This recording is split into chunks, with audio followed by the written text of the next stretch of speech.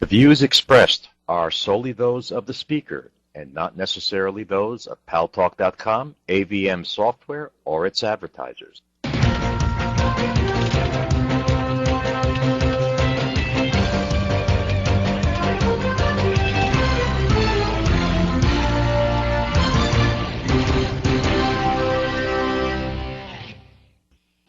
News Talk is online. News Talk Online is a production of Paltalk.com, the largest multimedia interactive program on the internet with more than 4 million unique users on demand on iTunes and on YouTube and on my blog, GaryBaumgarten.com, where we've been bringing you a lot of information about a lot of stories today, including, this is very interesting, General Motors executives have lost faith in their own company. They're selling their shares of GM stock. Well, then how would I have faith in your company, GM executives? Why would I purchase one of your vehicles? We also have a story about how it is legal to slap your wife in Saudi Arabia if she overspends money. I'm not kidding you. There was a ruling by a judge in Saudi Arabia. And a real sad story about the repeated poisoning of schoolgirls in Afghanistan. You know, the attempts to modernize Afghanistan are very difficult. There are those who don't want girls to go to school and get an education and learn anything and achieve anything. So they go and they try to poison the girls, including the Taliban. It's really an extremely, extremely unfortunate situation.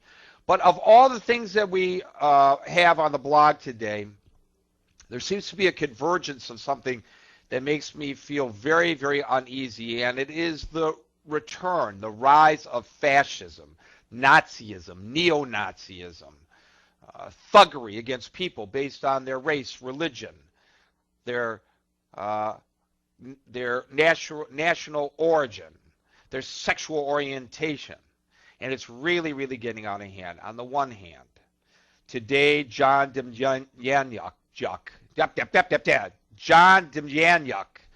who is a alleged Nazi death camp guard, 89 years of age, has been returned to Germany, where he will stand trial if his health permits. But he has been deported from the United States on the basis of the fact that he lied about what he did during the war in order to gain admittance to the United States. And although he is 89 years of age, and although, in all likelihood, if he is prosecuted, it will be the final prosecution of an alleged Nazi war criminal. The fact remains that he is being brought to justice, to the bar of justice. And to me, I feel that that's a good thing. But that story overshadowed one that I believe is even more serious. There were a group of survivors of concentration camps who went back to one of the camps to commemorate those who died there and to rejoice in the fact that they lived. And it's a kind of a solemn kind of occasion, obviously, and they're walking up, and 4 Nazi thugs today in 2009 attacked them. They attacked them. They said Heil Hitler. They pointed the way to the gas chambers, and they fired guns at them, wounding 2.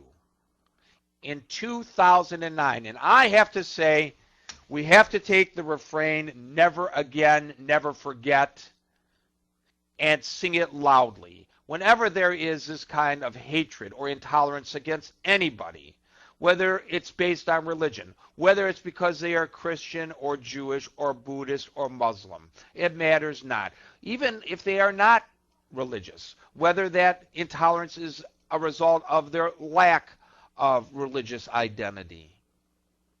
You know, we have to learn to be tolerant of one another. If he's not doing anything to bother you, what do you care what religion he is a member of and how he worships?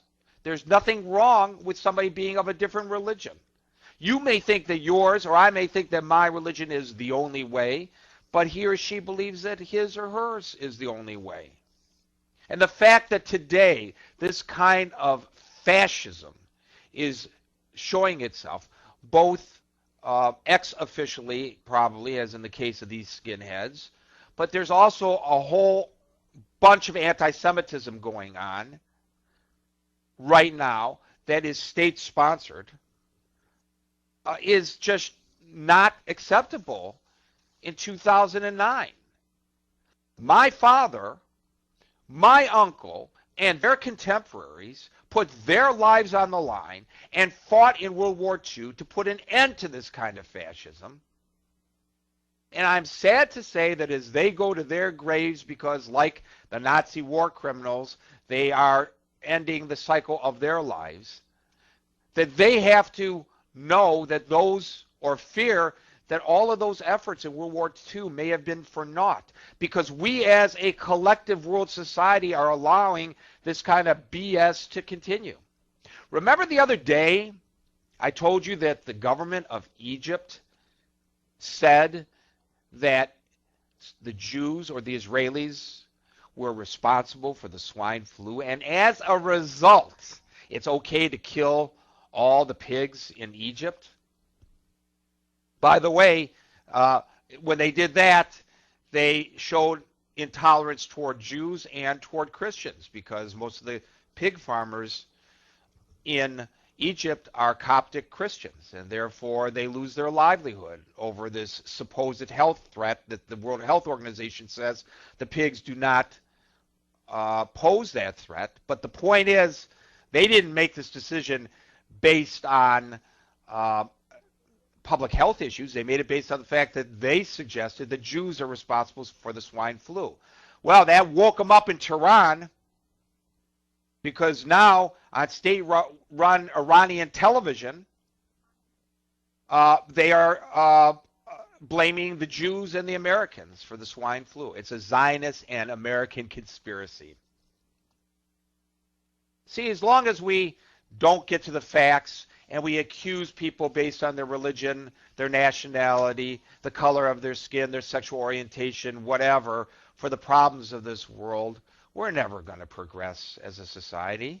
And we have huge, large, unbelievable numbers of people who buy into this kind of stuff because it's been brainwashed. They've been brainwashed from cradle to grave. They are brainwashed.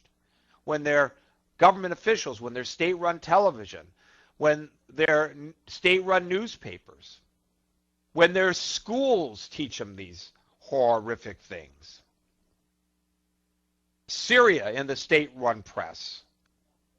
Syria, 2 editorials in the Syrian state-run press calling Jews bloodsuckers and calling on Christians and Muslims to unite against the Jews. Interesting that these editorials were released at the same time that Pope Benedict travels to the Middle East, is in Jerusalem, trying to bring religious tolerance to the region. The first time a pope